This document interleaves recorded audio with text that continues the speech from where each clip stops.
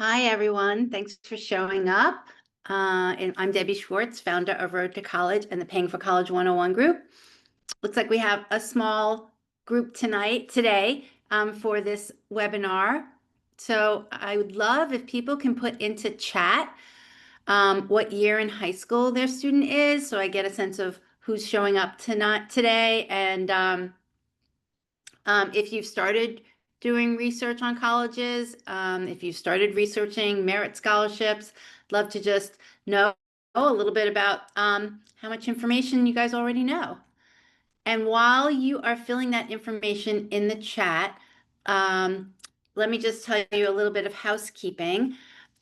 This is technically a Zoom meeting, not a webinar, and I only share that because you can unmute yourself and ask a question, which that's perfectly fine, and we find that helpful. But if you don't have anything to say, keep yourself muted so then we don't hear background noises. Feel free, put questions in the chat. I'm going to have slides that I go through, and this is recorded, and you'll get a link to the recording tomorrow. So if there's anything you want to rewatch or share with somebody else, or you don't want to take notes right now, it's perfectly fine. You'll get the recording.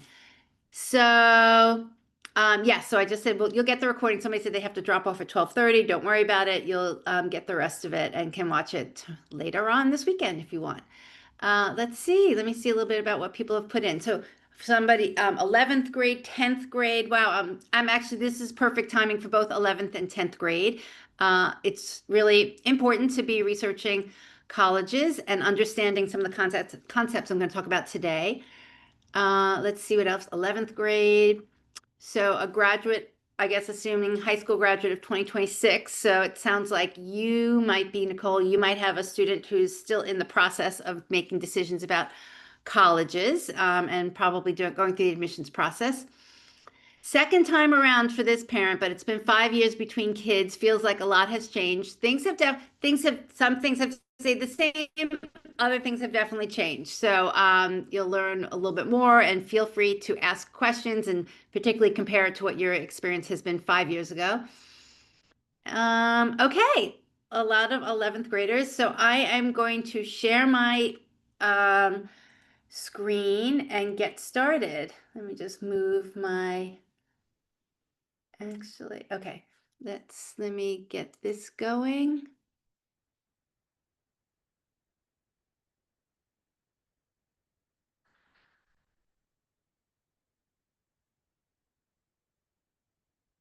Okay, and now I'm going to share.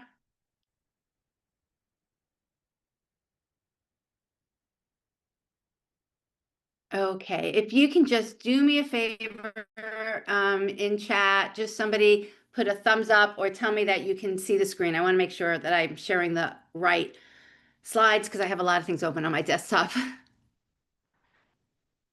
So great, thank you. Okay, today we're talking about merit scholarships. I'm going to talk to you about how you find the colleges that can offer them to your student and how you start to build that college list.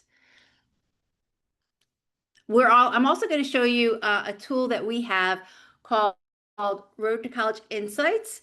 We'll do it at the end of the presentation, kind of after you understand the concept. And I'm honestly going to teach you how you do research that you can do all by yourself. But if you want to speed up the research, if you want to make it a little simpler and have all the information in one place, that's why we created the Insights platform. And I think you'll understand the value of it by the time we get to that point later in the discussion.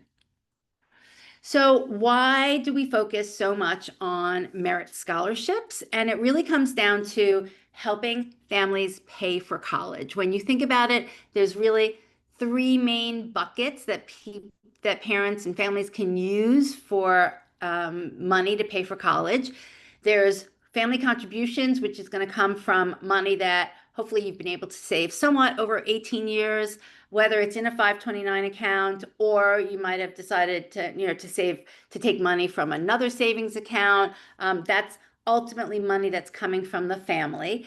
Sometimes parents or families have grandparents are willing to contribute. And then the other source of family contribution can be if families can figure out how to reduce their daily expenses and cash flow and send more money to college payments than by reducing their everyday expenses. So that's money that's coming from the family itself. You can, by the time the student is 18, obviously you only have what you have. You can't kind of manufacture more money out of the blue. But that's really where people use the money first, and that's what helps to determine what their budget is. Then, of course, we want to maximize free money, and free money comes in a few sources. The best free money actually comes from colleges themselves. It comes in the form of financial aid if your family has a financial situation that's going to make you eligible for financial aid, and we'll talk about that. And if you're not eligible for financial aid, there are still a lot of colleges that are giving scholarships, and that is what's called merit scholarships. And I'm going to contrast that to private scholarships. There are a lot of private scholarships out there, but it actually takes a lot more work, believe it or not, to find private scholarships. They tend to be in much smaller dollar amounts, and there's more work to apply to them. If your student and you can research and find the right college that can offer your student the merit scholarship, it's going to be the largest scholarship that most likely they can find. It's a scholarship that's going to be offered for 4 years of college. And as compared to private scholarships, which are usually one and done, meaning your student applied for it, they might have received it, but it's only for a year. And then the next year you have to go out and find more private scholarships. So I am not opposed at all to private scholarships. To me, it's just kind of like an order of priority of where you put your energy. And I would much rather see families put the resources and time and effort towards finding the colleges that can offer your student money as the first source of free money. And then when all of that is done and your students has their applications under control, if your student wants to spend time and focus more on private scholarships, go ahead, but at least you've covered the bigger source of where the free money is going to come from, which is the colleges themselves. And then, of course, depending on what your family's financial situation is, once you fill out the FAFSA, you might be eligible for government grants, but that's again going to be income dependent. And then finally, if you don't have enough money from your family itself, and even after you might find a college that offers merit scholarship, there could still be a gap, and the gap is going to have to be covered with borrowed money. We always recommend, and we do a lot of webinars about student loans, federal student loans and private student loans, but I like to touch on it now, even though your students aren't close to needing to take out a loan. You should be aware of how much money students can take out by themselves in federal loans and how much you as parents are going to have to help them through the loan process. So the quick summary is for government loans, and things are changing this year dramatically, but your student is eligible to take out what they call the federal student loans, the direct student loans. That's a loan that they can take out by themselves. There is no cosigner, and there is a maximum amount for each year in college that your student can take out. The first year is $5,500, the second year is $6,500, and the last 2 years is $7,500. I think that comes out to about $28,000 over the 4 years, and they actually extend it to about $31,000 if your student goes for summer schools or a 5th year or things like that. So that is it. Let's just say the $28,000 is all your student can borrow for the government over 4 years. With the price of college these days, that's not a lot. So if your student's going to need to borrow more than that over 4 years, and unfortunately a lot of students do, it's going to have to come from private loans. Sorry, there is one other stopgap, and that are from the federal government, and that is our Parent Plus loans. And I'm not going to go into a lot of details other than to say this July 2026, the amount that parents can borrow in the Parent Plus loan is going to be significantly reduced. These are one of the changes that was passed as part of the big beautiful bill over the summer, and a student is maxed at taking out, I'm saying a student, it's the parents of a student are maxed out at taking out $65,000 in a Parent Plus loan over 4 years. Again, that's, helpful, but that's not a lot. Again, and it's all going to depend on how much the college costs that your student ultimately goes to, how much money they might have get from the college, and how much contributions your family can provide to determine how much you may or may not have to borrow. So I like to kind of just put that out there now so that you can maybe start to get your head and your arms around what your family budget is, how much money you have, how much the school's cost that your student is applying to, and what the gap is. If you can identify this earlier on, you won't be surprised if you need to take out student loans, or it might make you and your student work harder to find colleges that are going to be more affordable, so your gap of having to borrow is less. Okay, let me move on. So again, if you're focusing on merit scholarships, the other thing that becomes so important is your student's college list. This, to me, is the most strategic part of the whole college admissions process. Your college list, your student's college list, is going to be, the outcome of that list is going to determine, obviously, where they get in. So how selective the schools are that your student applies to, or how broad of a range of different schools that they apply to. It's going to determine what their admissions decisions are. Where your student applies to ultimately determines your final cost of college, right? Whatever the cost of the colleges are on your students' lists, you're only going to be able to get a subset of those colleges that they are admitted to, and that's going to be your cost. So in a way, I mean, you might feel like college costs are out of your control. On one level, they are. Obviously, the colleges are determining the costs, but you have control because you are in control of where your student applies. And you are in control of the research you can do ahead of time. And I'm going to show you how you can start to estimate what the cost of the college is and what the cost of that college is to you. You can make these estimations before your student even applies. And that's the type of work that's really important. And if you do that work, then your student's college list becomes, a very pivotal point in the process, because it's going to determine all of these outcomes.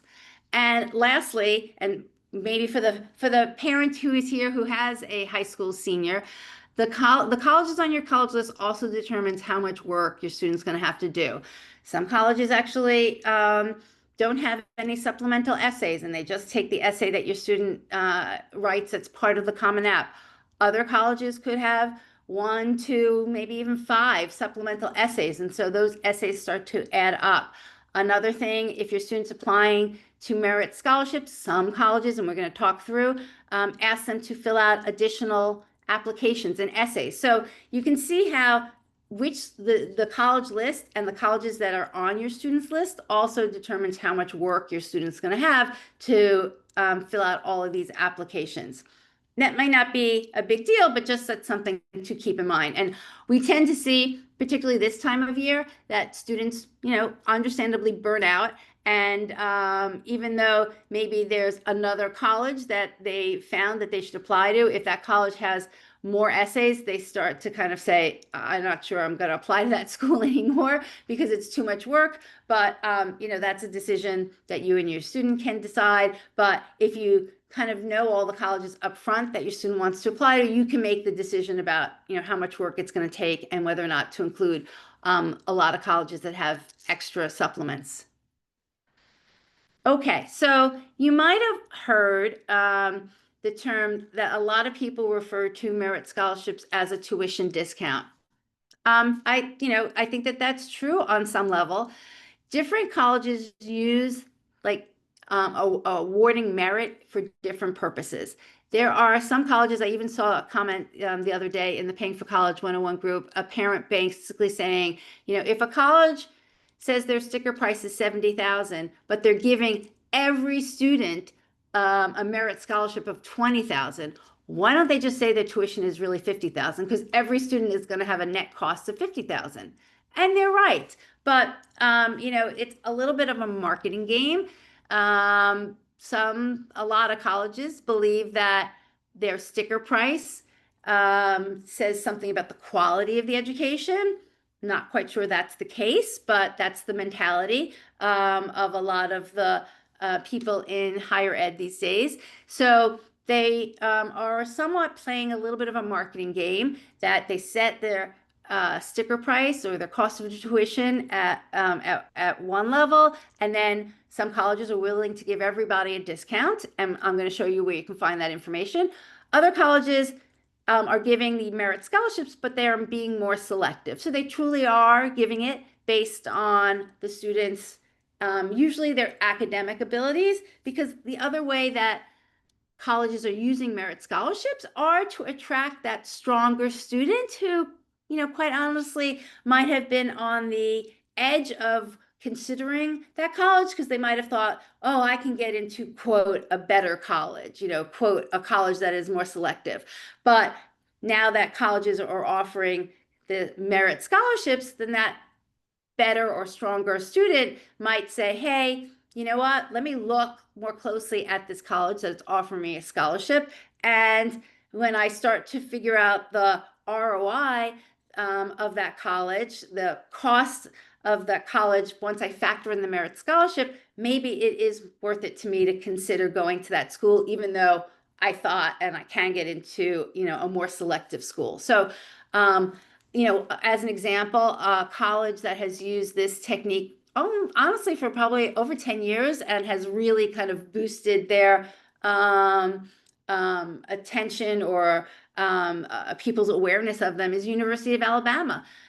They started a while ago to provide very attractive, large merit scholarships particularly to out-of-state students. And they had a very public chart on their website that says, if you have this level of GPA, it used to be if you have this certain type of test scores, you will automatically receive these merit scholarships. And the value of the merit scholarships were so attractive that we've seen a lot of students who, quite honestly, might have and did get into Ivy League schools, or what I would call kind of near Ivies, but chose to go to University of Alabama because the net cost of going there was so much better, and it's still a good education. So that's the other strategic reason of why colleges are using merit scholarships. The other very good thing about merit scholarships, as opposed to private scholarships, which I mentioned before, are that merit scholarships tend to be renewable. And so what that means is your student is being awarded it as part of the admissions process, and then they're getting that merit scholarship every year that they're in college. So kind of going back to the effort discussion that I had a few minutes ago, private scholarships, they're one and done most of the time. So your students got to go through the same effort every year to continue to find new private scholarships. The merit scholarships, you do this good research up front. If your student gets a merit scholarship at the college that they ultimately attend, this merit scholarship is going to be awarded to them for 4 years. The only caveat is that most merit scholarships have some sort of GPA requirement.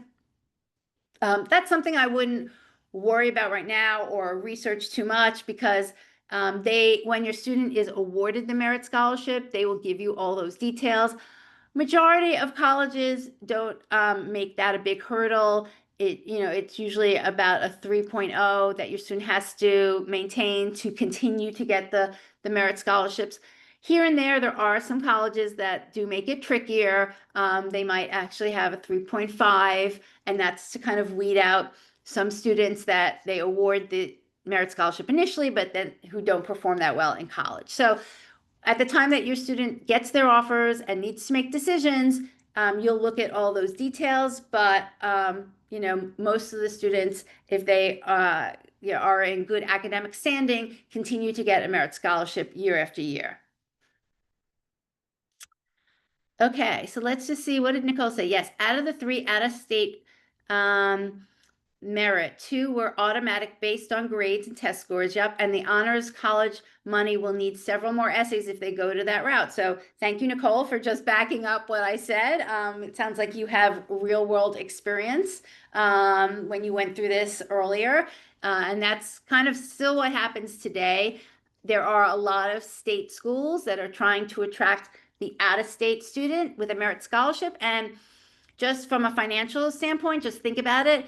Even though they're giving the student, the out-of-state student, a merit scholarship, the college's net revenue from that student still tends to be higher because the out-of-state student, even with a merit scholarship, is going to probably end up paying more than the in-state student. So that's why that was one of the major reasons why University of Alabama started with what they did, in addition to attracting stronger students. And it's a reason why a lot of the state schools have kind of followed suit. Although I have to say, a lot of the state schools, although they give merit scholarships to out-of-state students, they are not as generous as University of Alabama. But they, might be moving in that direction in the next few years. So kind of Nicole hit on it a little bit when she said that some of the out-of-state merit scholarships her student got were automatic. There are 3 different types of scholarships, and these categorizations are just something that we put together to make it easier for families to understand the types of merit scholarships. They're not official categories in any way, but we tend to see that there are a lot of automatic merit scholarships, and they're automatic could be in 2 different ways. One is that it's automatic because every student who applies gets automatically reviewed to see if they are eligible for merit scholarships. The other way is for the colleges that make it very transparent on their websites, and they say, here's a chart, and I'll show you an example of these are our levels. If your student has a GPA in this level or a test score in this level, they will automatically be awarded a merit scholarship amount. So those colleges, in my view, are the most transparent. They're basically putting everything out there. They're telling you in advance what the criteria is that they use to award merit scholarships. They're not hiding anything, and they're saying it's automatic. All your student has to do is apply, and we'll review it. And if they fall into the bands that we have defined, they will get the money. So that's what automatic means. Competitive, again, Nicole hit on it, is that sometimes there's additional work that a student needs to do to apply for merit scholarships. A lot of cases, it could be an additional small application, and it could be an additional essay or 2. Sometimes that information is, again, pretty clear on a website. And so a college will say, we have these various merit scholarships. In order to be eligible, you need to apply. Here is the link for the additional application. Here is the deadline for the additional application. So that's kind of a little bit more digging that you have to do on the college website. Other colleges may invite your student to apply for a merit scholarship. That usually happens after students have sent in their applications. It doesn't mean the student has been accepted. It just means that there's probably been an initial review of the applications, and the college has kind of set aside a certain group of students and said, we'd like this group to, you are now eligible to apply for our merit scholarships. And again, when they usually reach out and share that information, they're also probably asking for an additional application and additional essay. So just be aware, kind of, as I mentioned earlier, students start to burn out. Again, it's completely natural.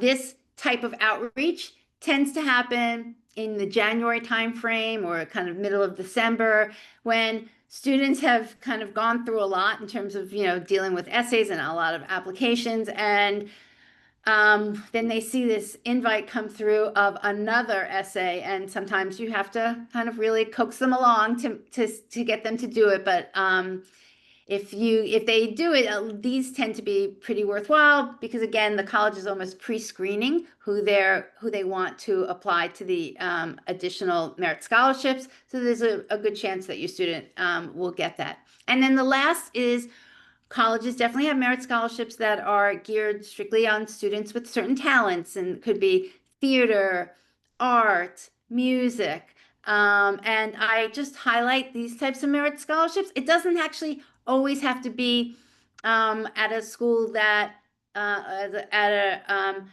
a music school. There could be or a college devoted to music. There could be the department within a regular, larger college that is offering merit scholarships for student with a music talent. And again, the student may not even have to be majoring in music. So if your student has that type of a talent, I would dig further into the colleges and ask admissions offices if they offer those types of talent-based merit scholarships.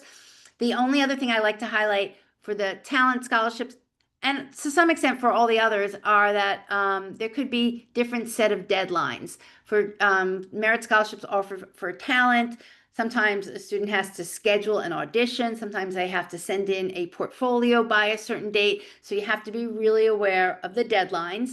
And in general, you have to be aware of deadlines. And I'll show you examples because deadlines for merit scholarships may not be the same deadlines for sending in applications for the admissions process. And I'll show you some examples, but basically colleges are starting to use merit scholarships and certain deadlines as a way to get students to apply earlier in the process. So I think it was you, Nicole, going back to, you went through this process 5 years ago. I think one of the differences you'll start to see pretty quickly are that colleges are, I'm going to use the word enticing, trying to get students to apply earlier in the process. And they are doing that by saying only students who apply early admission are going to be reviewed for merit scholarships. Or they're starting to have earlier deadlines for housing. They are trying to get students to apply earlier and commit earlier so that the college has a better idea of where they stand in terms of their numbers, the number of students that are coming, and their financial situation. So that's a big change that we've seen in the past 5 years, and even in the past 2 years, as I hate to say it, some schools are, having more and more financial situations that they have to deal with. Okay. I'm going to take, here's an example of a college that shows a very transparent chart on their website, and they offer automatic merit. This happens to be Miami University of Ohio. It's a state school. So they have amounts that they've listed for residents and for non-residents. And I've been tracking this school for a while now, actually since 2020, pre-COVID. And I just show their chart starting here in 2021 on the bottom right, and kind of show a few years of 2024, 2025. And then for this, the students who are applying right now, the merit scholarships that Miami University is offering for the students who are enrolling in 2026. And the reason I just show the kind of history of this table is that you can see that the GPA requirements change over time. In 2021, Miami University was saying their top range was a 3.95 of a GPA, and they were giving, let's say, non-residents, they were starting at $21,000 for a merit scholarship up to full tuition. And then a few years later, 2024, they increased that to a 4.3 GPA, and obviously they are using weighted GPA numbers.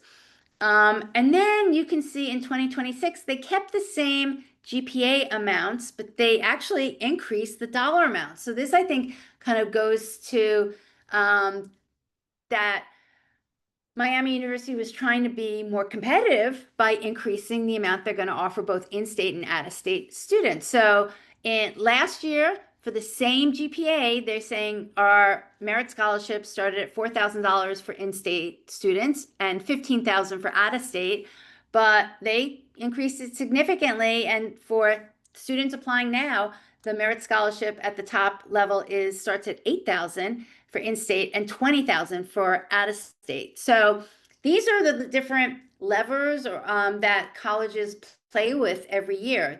They're sometimes they are adjusting the GPA that they are requiring to get certain scholarship amounts. Other times they are adjusting the actual dollar amounts that they are offering. And I wouldn't be surprised, depending on the school, that if some schools might start to bring back, and some schools actually already have, that they might require test scores and certain test score levels for merit scholarships. So these are all the different ways colleges can basically actually increase the number of students who might be eligible for a merit scholarship or decrease the number of students, looking at, at these types of factors. The other thing I just want to point out about Miami University is, and I kind of touched on it, that they are using a weighted GPA to make their determination. They actually highlight that. They have a little asterisk or a footnote on their website to make that clear. Most colleges actually use an unweighted GPA because that's the best way that they can make it an apples to apples comparison. So Miami University is a little unusual. But if you're unclear, if a college has this type of chart and you're unclear about what GPA they're actually showing, and it's not, they don't have it footnoted anywhere on the website, this is a great question. Your student can reach out to the admissions officer and ask this question. It's a way of getting information, and also a way of your student connecting to the college, which shows demonstrated interest, if that might be important for that college. So it's important to understand kind of all the details around how the college gives money. And the other kind of quick story I'll share is I once had a student we worked with who was calculating their GPA. They were calculating the weighted GPA, and they were looking at these types of charts on colleges and assuming that they were going to get a certain merit scholarship amount. When they got their award information, they got an amount that was lower down because the college was using the unweighted GPA and the student was using the weighted GPA. So that's where the miscommunication came in, and anyhow, the student was obviously disappointed because they didn't get the amount that they thought they were going to get, although they just didn't know all the details about what GPA was being used. Okay, so Claudia's asking, do the talent scholarships apply to athletes? What is the financial situation for athletes for Ivies? Do they get scholarships? Really good question. The talent scholarships that I talked about do not apply to athletes. Scholarships for athletes fall under the NCAA rulings. I have to be honest, I don't teach about the NCAA. I don't do webinars about it. It's just more intricate and detailed, and I think you need to have, firsthand experience working with athletes, which I don't. So that's one answer to your question. The second part about, do athletes get scholarships who go to the Ivies? So no, there's different divisions of athletics in college. Division I, colleges that have Division I athletic teams tend to give athletic scholarships to students. The Ivy League schools tend to be in the Division III athletic conference, and schools in Division III do not give any athletic scholarships. Ivies in general don't give any what I would call scholarships. They only give need-based aid. So your student has to, or your family has to be eligible from a financial situation to get money from an Ivy League school. But if your student is applying to a Division III school that does give merit scholarships, then sometimes the athletic department uses merit scholarships to attract strong athletes. So if your student is strong academically and a strong student, that's a really good situation for getting a merit scholarship at a Division III school. And quite honestly, you know, it's probably a better situation than to get a merit scholarship than to get an athletic scholarship. In the, you know, in the unfortunate case that an athlete gets hurt, they could lose their athletic scholarship. But if they were, you know, playing on a team, got hurt and could no longer play the sport, and they had a merit scholarship, they would still have their merit scholarship. So just something to think about. And that's my only advice about athletic scholarships. That again, that's not my area of strength, but you know, hopefully that helps. Okay, so here's some examples of what I would call competitive merit scholarships. These are just two schools that offer merit scholarships, but they offer it, you know, based on a student having to take additional steps, having to actually apply and go through kind of another review process. The school on the left that I'm highlighting is University of Southern California. The only reason I highlight it as an example, I know it's a more competitive school, is because USC they only used to have one admissions deadline. It was regular decision and January 1st. And they used to say, even though our regular decision, sorry, is December 1st, if you want to apply for merit scholarships, you have to apply November 1st. In the past few years, USC actually started instituting or offering early admission. So now they have early action on November 1st. And so they are telling students who want to be considered for merit scholarships is you have to apply during early action. So if you're a student, you could actually have all the grades and have all the accolades and truly be eligible for or be worthy of a merit scholarship at USC. But if you apply regular decision and you don't apply early action, you're not going to be considered for merit scholarships. So here's a prime example of the colleges using the deadline and early admissions deadline to say, you know, send in your application early, and that's the only time we're going to be looking at applications for merit scholarships. Again, really a reason why understanding deadlines are so important.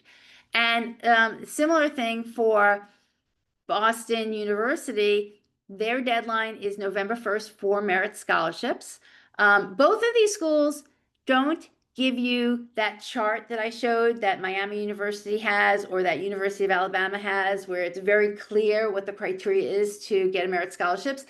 These schools are more opaque in and how they're offering merit scholarships, although we know that merit scholarships tend to be given to the stronger students who are applying. And by stronger, it is the students who have test scores or a GPA in the 75th percentile of the students who apply to that college. So that means that that student is stronger than 75% of the students that normally apply and enroll in that college. And although Boston University on the right isn't giving you specifics, they are giving you a hint about their merit scholarship, saying that the students who receive merit scholarships tend to have SAT scores above 1500 and ACT scores above 33. Again, these are both kind of, you know, more selective schools. And so I'm not surprised that that's the type of criteria that Boston University is looking for. But there are plenty of schools, and we'll show you, that are offering merit and are not as selective, or their score range isn't as high as this example.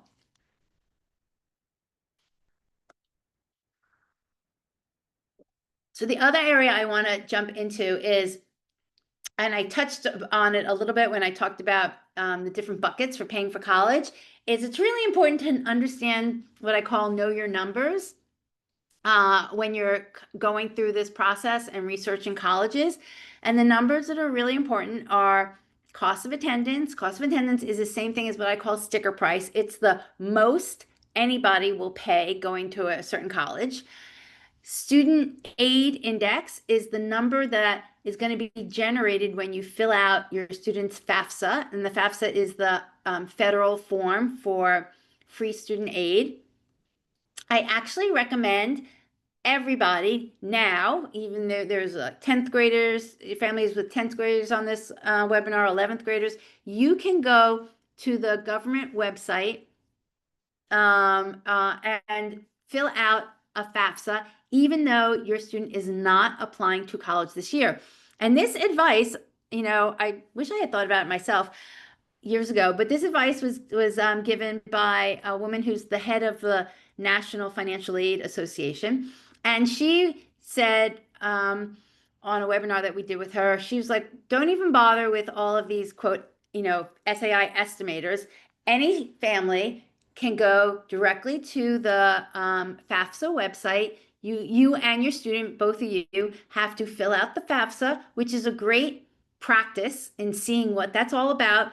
And if you fill it out now and you don't have any colleges that you are applying to, nobody's going to see your information or take your information, but you're going to get what the SAI is for your family. So you'll get the experience of filling out the FAFSA, which is not as scary as a lot of people might make it out to be, especially since they've made changes in the past few years.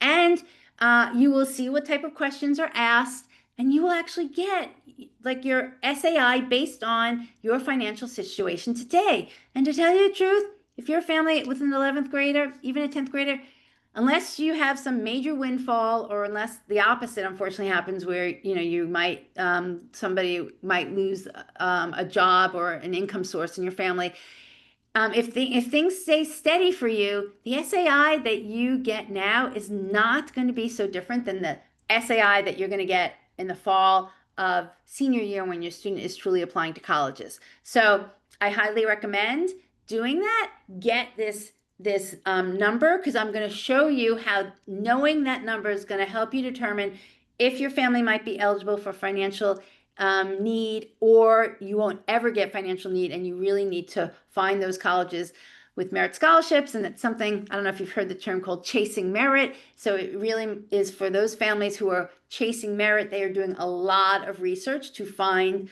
the colleges that can give their student the most merit, and they're also kind of not paying as much attention to brand names or selectivity. They are really looking for where can they get the best ROI or the best financial deal from a college. So it's important to know your SAI. Then this is how the colleges use that information. They know what their cost of attendance is, and they subtract out what your student aid index is, and that gives them what we call the family's financial need. So if your SAI is less than the cost of attendance, you're going to have a gap that says, I have need. I can't cover the full cost of attending the college. And the college is going to look at that need and determine if they can help you cover the need. And I'll show you an example. And then the last number is your family needs to determine your own budget. It doesn't matter what your SAI is. It doesn't matter what the cost of attendance is. You've got to figure out how much can we as a family put towards paying for college, both, year by year and in total 4 years. You really should be looking at the financial decision of which college your student goes to over 4 years, because you want to make sure that you can cover the costs and make sure that your student graduates. That's the most important thing. There's a saying, unfortunately, is that the worst student debt is the student debt from a student who never graduates college, because they incurred debt and they never got the positive outcome of attending college, because they never get the degree. So at all costs, you want to avoid having your student having to drop out, midstream and not get their degree. So figure out what your family college budget is, and there is no judgment on what you can and cannot cover. It's just, it's just the fact, and it's just what your family is going to have to deal with, and it will help you figure out, how much money you might need to find in other sources.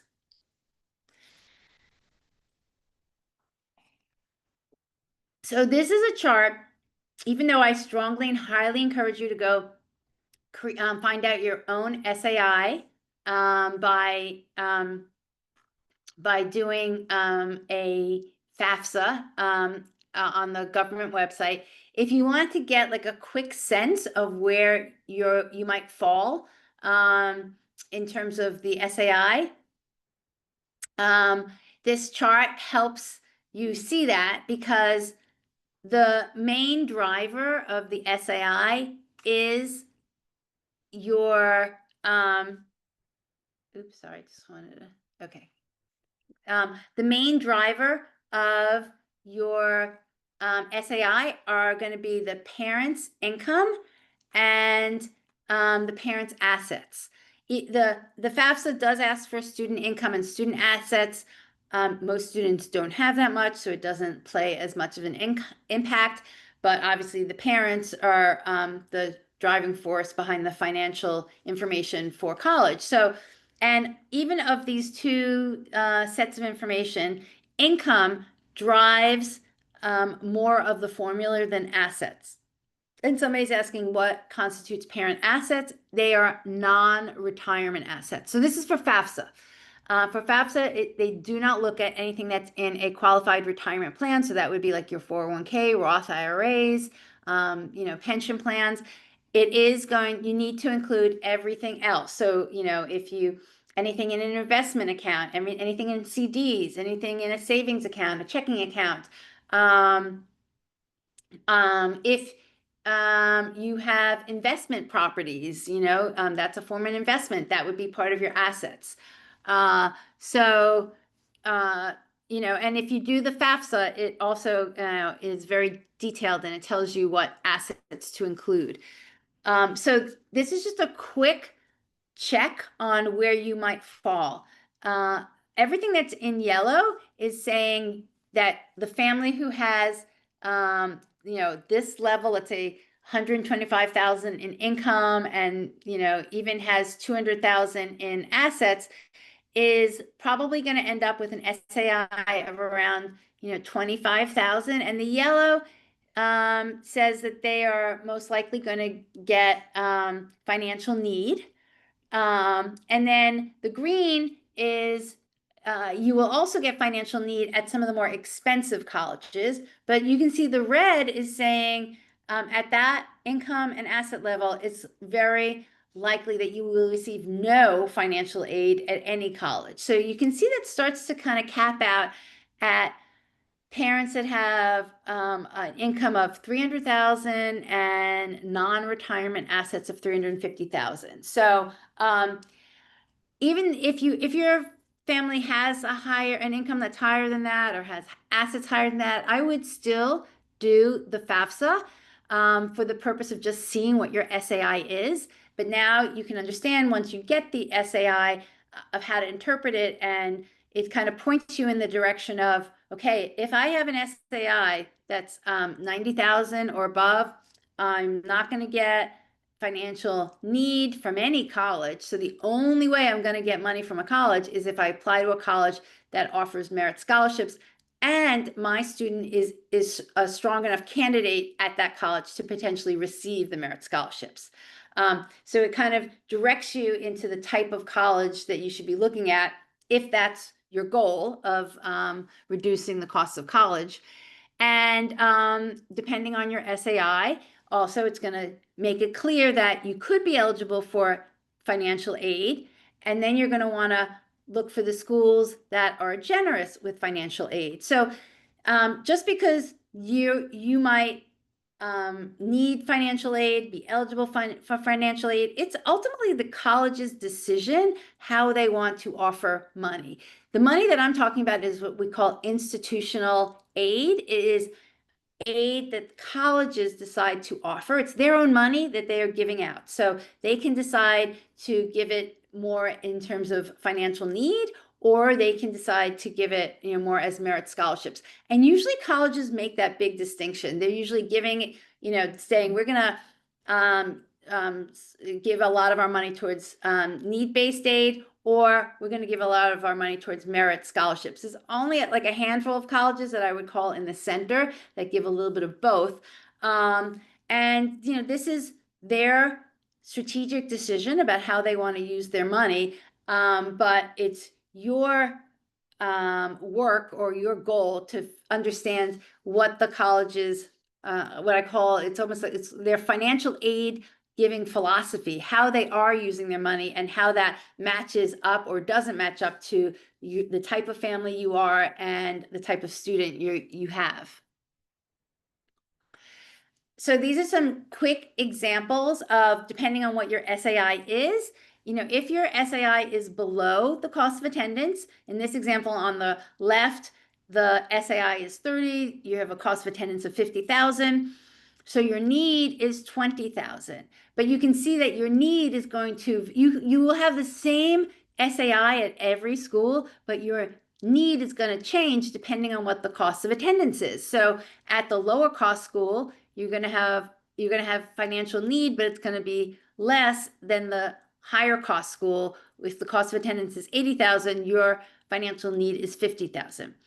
The example on the right is that example of a family whose SII is really high, and they're not going to have financial need anywhere because their SII is higher than the cost of attendance at most of the schools. And so the only way that they're going to reduce their costs of college is if they can find that college that offers merit scholarships to fill the gap. Okay, so I'm going to quickly skip now. Let's go to and show you our tool. Let's see, compare offer, or sorry, insights, and how you can use this information to actually find the colleges offering merit scholarships. Let me make sure I am, sharing the right screen.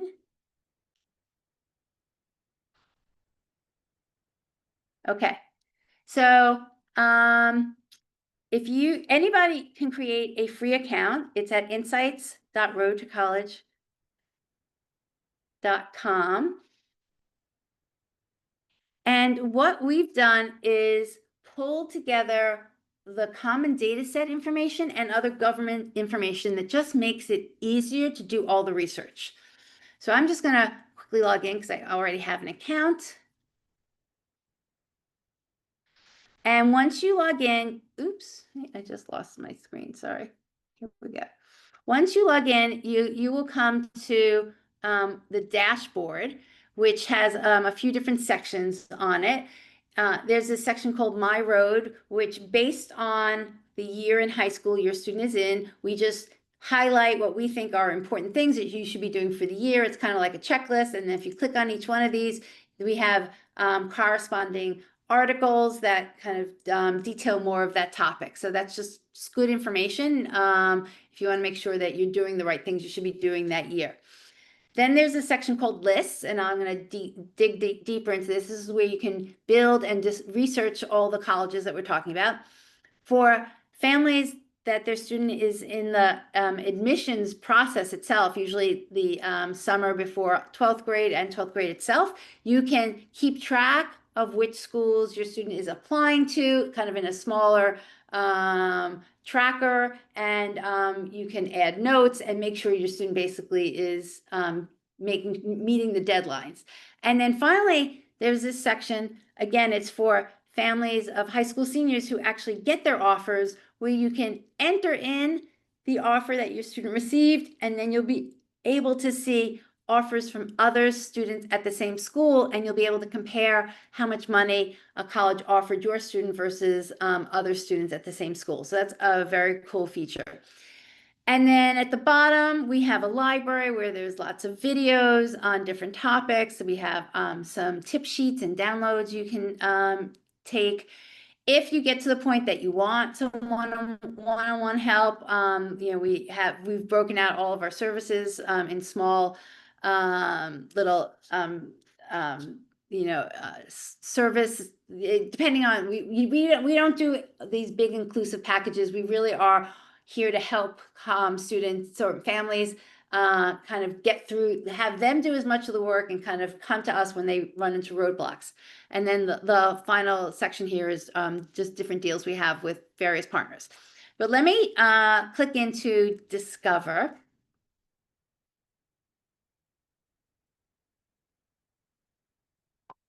And this is our database. You can see down here, we have 3,925 colleges, which are basically all the colleges, in the US. And we've got a lot. I'm just going to scroll through to show you. We have a lot of data on all of these colleges. And this is the data that you can filter and sort to narrow down your students' college list or figure out which schools that you want to research even more, or maybe which schools you might end up visiting. So the way I'm just going to jump to the data, which I think is most important. I mentioned that colleges offer merit scholarships to students who are in the 75th percentile, students who have test scores. Usually it's test scores, not necessarily GPAs, but that put them higher than the majority of students that apply to that school. Oops, let's go to the next. Okay, so we actually have a column of data, which is the 75th percentile for the SAT or the ACT at that school. So if you want to see if your student, if you want to kind of do a reverse lookup and you want to say, show me all the schools where my students' test scores are in the 75th percentile, you can do that filter. And then you're going to want to do, and I'm going to show you, of those schools, how many offer merit scholarships. So let's go to the filters here, which is right in this little icon. And you can filter on any field that we have in this table. We've automatically show you which are the most popular fields that people sort on or filter on, but you can add any of these other fields that you want to use for further filtering. So what I just talked about is finding all the schools, here it is, that have a 75th percentile. We're going to give it a range of, let's say, between 1,300 to 1,400. So if my student, had like a 1,340, I might put in this range. Maybe I might do like 1,350 to 1,400. I'm sorry, a little lower, like 1,275 to 1,400.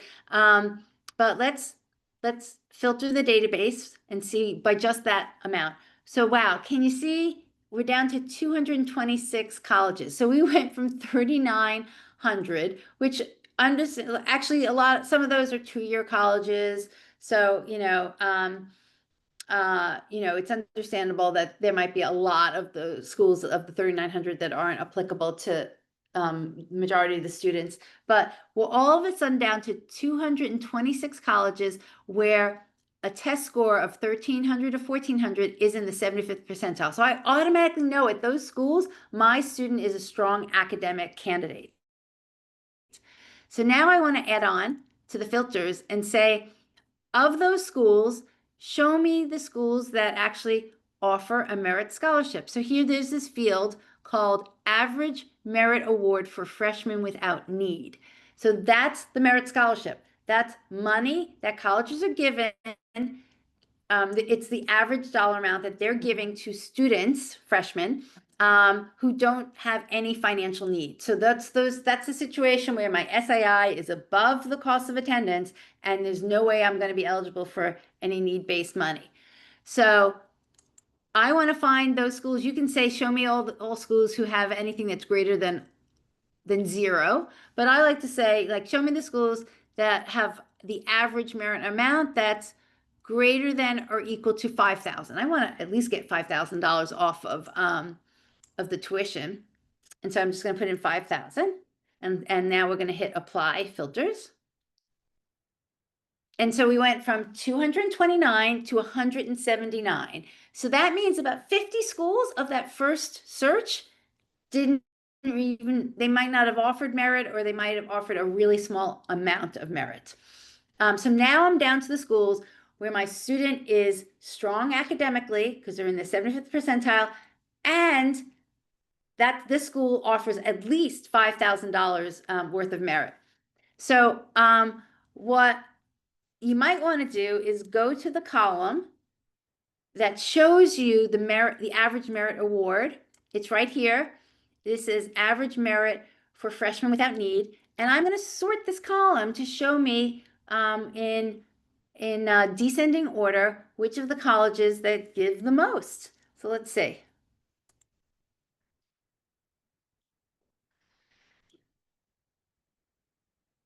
Okay, so now I can see that Kalamazoo College gives $48,000 in merit scholarship. That's a lot.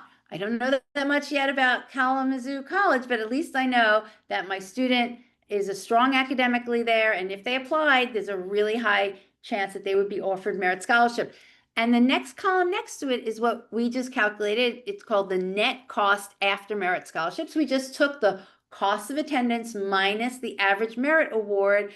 And so you get an estimate of what that college is going to cost you if your student goes there and they get the merit scholarship. So all of a sudden I can now see that Kalamazoo is going to cost about, $28,000. Beloit College is going to cost me $35,000. So if I have Goucher College is going to cost $32,000. So schools that had a sticker price, let's see what their sticker price was. Goucher had a sticker price of $71,000, right? If I'm that, if I apply and my student has the strong academics that we talked about, that Goucher is going to consider strong, all of a sudden that $71,000 college is really costing $32,000. But it's not going to cost $32,000 for everybody. It's going to cost $32,000 for the student who has the stronger academics. Are the prices per year or per semester? Good question. They are per year. Honestly, I usually get the question, is the prices per 1 year or 4 years? So you're a little bit closer, but these are per year prices. They are not per semester. And yes, this webinar is recorded, and you'll get the link. You might go out later today, but if not, it's probably going to go out Monday. So this is how you can be doing the research before your student even touches an application, before maybe you even decide where you're going to visit colleges. Just do the work ahead of time. Talk about what your budget is. Do your estimated SAI. Understand, are you a family that's searching for merit, or are you a family searching for need? And you can get this data from the common data set. What you can't, there aren't sources though where that have all the data in one place. So you would have to know, oh, Beloit gives merit scholarships, let me look at its common data set. But you might not know that Goucher gives merit scholarships, so you might not look at Goucher's merit common data set because you didn't even know that they were that competitive. So honestly, that's the advantage of the tool that we built, is that it has all the information in one place, and you can do what I call a reverse lookup. You can do all these filters, you can save your lists, and then you can share them with other people. Let me show you some other interesting information that we also have. Let's go and do here.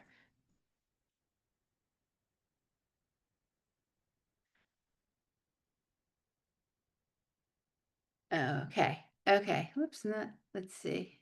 It's down here. Okay, we have a lot of data about admission rates. Here it is. So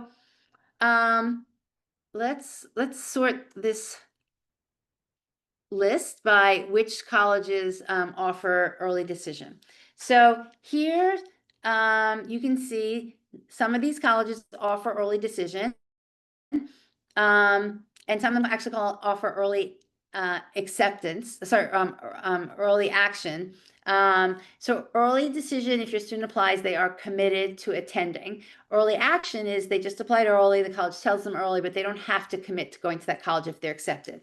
But you can see Kalamazoo, if that's a school that your student is interested in, has a lot of students applying early action. I'm going to guess if we looked at their website, they probably are encouraging students to apply early action, and they might be giving out either merit scholarships only early action, or they might be giving out a higher dollar amount in early action. So they have a lot of students applying early action, and they're taking a lot of students early action. So this information kind of shows you that. Let's see anything else that might be interesting here. Lake Forest also takes early decision students and early action schools. I'm going to clear my filters and show you some other interesting data for the more selective colleges, which I think is important for you to understand. So we have a column called the percent of class that's filled early decision. If your student is looking at the more selective schools that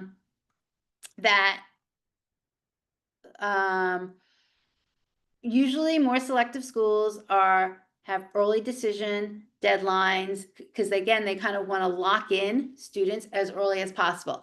And along with early decision deadlines, they are also taking a large percentage of their class early decision. So here, let's give an example to Claremont McKenna in California. It's a small school, but they're regular, but it's a pretty prestigious school. Their overall decision admission rate is 10%. Their early decision rate is 24%. So you see that there's definitely an advantage to applying early decision. And then they are taking 71% of their class early decision. So if your student was interested in Claremont McKenna, and they don't apply early decision, the chances of them getting in regular decision are really low. I am not saying to use this information to push that your student should apply early decision to certain schools, but if a school that your student is interested has early decision and their numbers of taking a large percentage of the class early decisions are high, you should just know that because getting in regular decision is just that much harder. And see, these are unfortunately a lot of these are the more selective schools are taking over 50% of the class early decision. So it just leaves many or much fewer spots available for regular decision. So there's probably more I could do, but we're already almost 10 minutes over 1 o'clock. Let me just see if you guys have any questions. I'm happy to answer. Somebody's saying, is this tool free on the Road to College website? This tool, the URL is at insights.roadtocollege.com, but actually you can get to it from the Road to College website. You can create a free account. The free account shows you some of this information and you can create one college list, but there is a monthly fee. It's $24.99, or there's an annual fee if you feel like you want to use it longer. And that gives you access to all of this information, gives access to all of the webinar information and all the filtering. So there, a lot of times families just use this honestly for like a few months. They might use it for 2 months, 3 months to kind of do their research. And now they've narrowed down their college list and they've gotten the data that they need. So that is perfectly fine. We're not trying to lock you into any sort of, long-term commitments. We just want to help give you the data you need to do better researching of colleges, which will ultimately lead to better a better cost of college for your family and hopefully a better return on investment. Okay, any other questions before we go? Well, thank you everyone for coming during the day, and feel free to reach out at either Debbie@roadtocollege.com, support@roadtocollege.com, and if you have questions, happy to answer them. Happy college searching. Talk to you soon. Bye.